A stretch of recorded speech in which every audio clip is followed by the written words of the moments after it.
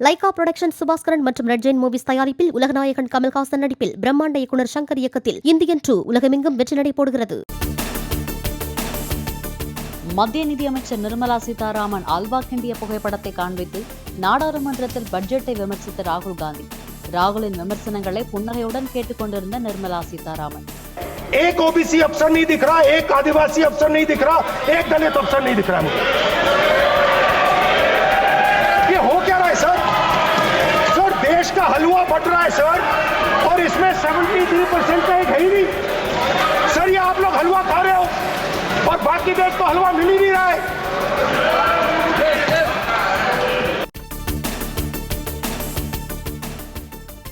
அரசின் பரி தீவிரவாதத்தால் இந்திய மக்கள் கடுமையாக பாதிக்கப்பட்டுள்ளதாக மக்களவையில் ராகுல் பேச்சு. மகாபாரதத்தில் அபிமன்யு சக்கரவியூகத்தில் சிக்கியது போல் நடமாடும் தாமரை வியூகத்தில் சிக்கியுள்ளதாக விமர்சனம். सर जो अभिमन्यु के साथ किया गया था, जो अभिमन्यु को चक्रव्यूह में फंसाया गया था, वही हिंदुस्तान के साथ किया गया है. हिंदुस्तान के युवाओं के साथ, हिंदुस्तान के किसानों के साथ, हमारी माताओं बहनों के साथ, स्मॉल बिजनेसेस के साथ, मीडियम साइज बिजनेस के साथ. நுழைவுத் தேர்வு நெறிமுறை குறித்து பட்ஜெட்டில் எந்த அறிவிப்பும் இடம்பெறவில்லை என ராகுல் குற்றச்சாட்டு. இளைஞர்களுக்கான இன்டர்ன்ஷிப் திட்டத்தால் பெருநிறுவனங்கள் தான் பலனடையும் எனவும் கருத்து. மக்களவை சபாநாயகரின் மாண்பை குலைக்கும் வகையில் ராகுல் நடந்து கொண்டதாக மத்திய அமைச்சர் கிரண் ரிஜிஜு கண்டனம். ராகுலுடன் நேருக்கு நேர் காரசார வாதம்.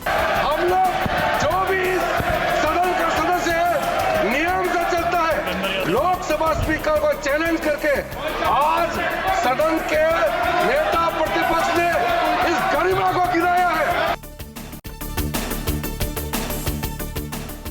120 அடி உயரம் கொண்ட மேட்டூர் அணை நீர்மட்டம் 118 அடியை கடந்தது. வினாடிக்கு 1,02,264 கண்ணாடி நீர் வரத்துள்ள நிலையில் 20,000 கண்ணாடி தண்ணீர் திறப்பு. காவிரி ஆற்றில் ஒகேனக்கலுக்கு வரும் நீரின் அளவு வினாடிக்கு 75,000 கன அடியாக குறைந்தது. கர்நாடக அணைகளில் இருந்து உபரி நீர் வெளியேற்றம் குறைந்ததால் ஒகேனக்கலுக்கான நீர்வரத்து மேலும் குறையக்கூடும் என தகவல். ஊராட்சித்துறை அலுவலர்களின் பயன்பாட்டிற்கான வாகனங்களை கொடியசைத்து துவக்கி வைத்தார் முதலமைச்சர் மு க ஸ்டாலின். 71,94 லட்சம் ரூபாய் செலவில் கட்டப்பட்டுள்ள 19 ஊராட்சி ஒன்றிய அலுவலக கட்டடங்களையும் காணொலி மூலம் திறந்து வைத்தார். கன்னியாகுமரி மாவட்டத்தைச் சேர்ந்த சந்தியா தேவிக்கு சிறந்த திருநங்கை விருதினை வழங்கினார் முதலமைச்சர் மு க ஸ்டாலின். திருநங்கைகளின் நலனிற்காக சிறப்பான முறையில் சேவை புரிந்ததற்காக சமூக நலன் மற்றும் மகளிர் உரிமைத்துறை சார்பில் விருது. தமிழகத்தில் முன்விரோதம் காரணமாக பழிக்கு பழியாக நடக்கும் கொலைகளுக்கு அரசு ஒன்றும் செய்ய முடியாது என அமைச்சர் ரகுபதி பேட்டி. அரசியல் தலைவர்கள் கோரிக்கை வைத்தால் அவர்களுக்கு உரிய பாதுகாப்பு வழங்கப்படும் எனவும் விளக்கம். தமிழகத்தில் புதிதாக குற்றவாளிகள் உருவாகிறார்கள், அதற்கு நாங்கள் என்ன செய்வது என அமைச்சர் ரகுபதி கேள்வி.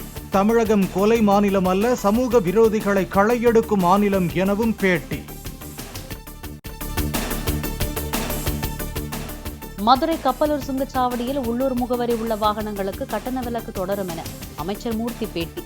சுங்கச்சாவடியை சுற்றி 7 கிலோமீட்டர் சுற்றுவட்டார பகுதியினர் ஆதார் அட்டையை காட்டினால் கட்டணம் வசூலிக்கப்படாது எனவும் அறிவிப்பு. தொடக்க கல்வி ஆசிரியர்களின் நிதி சார்ந்த மற்றும் நிதி சாராத கோரிக்கைகளை அறிந்து உரிய நடவடிக்கை எடுக்கப்படும்.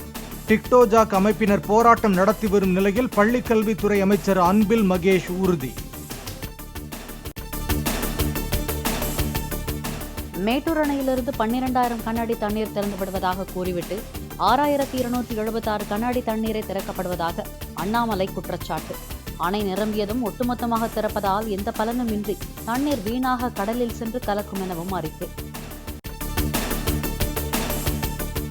ஒரே நாளில் நடந்துள்ள 3 அரசியல் படுகொலைகள் தமிழகத்தில் சட்டம் ஒழுங்கு முழுமையாக தோல்வி அடைந்து விட்டது என்பதை காட்டுவதாக அன்புமணி விமர்சனம்.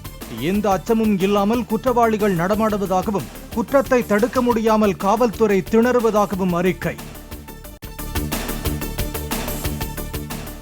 காஞ்சிபுரம் திமுக மேயர் மகாலட்சுமிக்கு எதிராக கொண்டுவரப்பட்ட நம்பிக்கையில்லா தீர்மானம் தோல்வி. தீர்மானம் கொண்டு வந்த கவுன்சிலர்கள் உள்பட 51 பேரும் வாக்கெடுப்பில் பங்கேற்காததால் தோல்வி என ஆணையர் செந்தில் முருகன் அறிவிப்பு. தூத்துக்குடியில் உயிருக்கு பயந்து ஓடிய மக்கள் மீது துப்பாக்கிச்சூடு நடத்தியதை ஜீரணித்துக் கொள்ள முடியாது என உயர்நீதிமன்ற நீதிபதிகள் கருத்து. பாதிக்கப்பட்டவர்களுக்கு இழப்பீடு கொடுத்து வழக்கை முடித்து வைத்தது எப்படி நியாயம் என்றும் கேள்வி. முந்தைய அதிமுக ஆட்சியில் சட்டமன்றத்துக்குள் குட்கா கொண்டு சென்ற விவகாரம். அப்போதைய எதிர்க்கட்சித் தலைவர் ஸ்டாலின் உள்ளிட்ட திமுக எம்எல்ஏக்களுக்கு எதிரான வழக்கில் நாளை மறுநாள் உயர்நீதிமன்றம் தீர்ப்பு. தமிழ்நாட்டில் குறிப்பிட்ட தனியார் மருத்துவமனைகளில் குழந்தைகளுக்கான தடுப்பூசி விரைவில் இலவசமாக செலுத்தப்படும் என தமிழக பொது சுகாதாரத்துறை அறிவிப்பு. தனியார் மருத்துவமனைகளில் கூடுதல் விலை வைத்து குழந்தைகளுக்கான தடுப்பூசிகள் செலுத்தப்படுவதாக குற்றச்சாட்டு எழுந்த நிலையில் நடவடிக்கை. வரும் நவம்பர் 1ஆம் தேதியிலிருந்து தமிழ் சினிமா படப்பிடிப்புகளை நிறுத்தி வைக்க முடிவு. சம்பளம் மற்றும் இதர செலவுகளை முறைப்படுத்தி மறுசீரமைப்பு செய்ய தயாரிப்பாளர்கள் சங்கம் உள்ளிட்ட அமைப்புகள் நடவடிக்கை. புதிய திரைப்பட பணிகளை துவங்கும் முன் தங்களிடம் கலந்தாலோசிக்க வேண்டும் என நடிகர் தனுஷுக்கு தமிழ் திரைப்பட தயாரிப்பாளர் சங்கம் அறிவுறுத்தல். பல தயாரிப்பாளர்களிடம் தனுஷ் முன்பணம் பெற்றிருப்பதால் கட்டுப்பாடு விதிக்கப்படுவதாக விளக்கம். ஒலிம்பிக்கில் கலப்பு இரட்டையர் துப்பாக்கிச் சுடுதல் போட்டியின் தகுதிச் சுற்று ஆட்டத்தில் 3ஆம் இடம் பிடித்தது இந்தியா.